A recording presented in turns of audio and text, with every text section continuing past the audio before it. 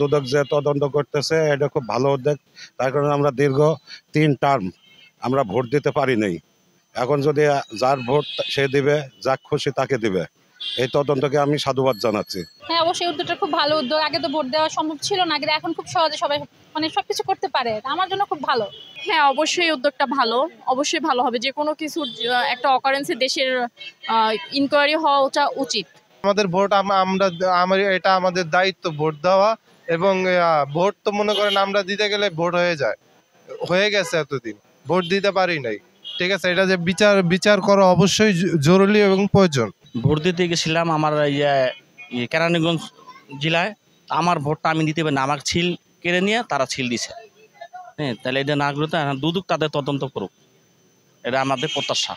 না, জাতির জন্য খারাপ কাজ করছে। আমাদের প্রজন্মরা আর আমরা দেখতে পাই না যে নতুন ভোটার তারা দেখতে পারে নাই যে তারা ভোট দিতে পারে কিনা। আমরা তো ভোট দিতে পারি নাই। আমার ছিল নিয়েই তো নিয়ে চেয়ারম্যানের কাছে দিছে, হাবিব চেয়ারম্যান দিছে, দিয়া বলছে তার লোকে দিয়া বলছে ভাই ভোট হয়ে গেছে চলে যান।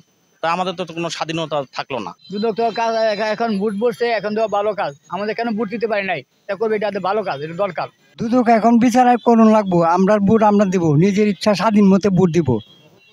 দুদক এটা কেন দেখে না, বুঝলেন? বিচার হওয়া উচিত, অবশ্যই বিচার হওয়া উচিত। আগে সাধারণ জনগণ সঠিকভাবে ভোট প্রয়োগ করতে পারি না। এখন যদি দুদক যদি এই বিষয় নিয়ে তদন্ত করে যদি সঠিক মানুষ যদি সঠিকভাবে নির্বাচনে ভোট দিতে পারে, এইটাই মানুষের সঠিক তথ্য।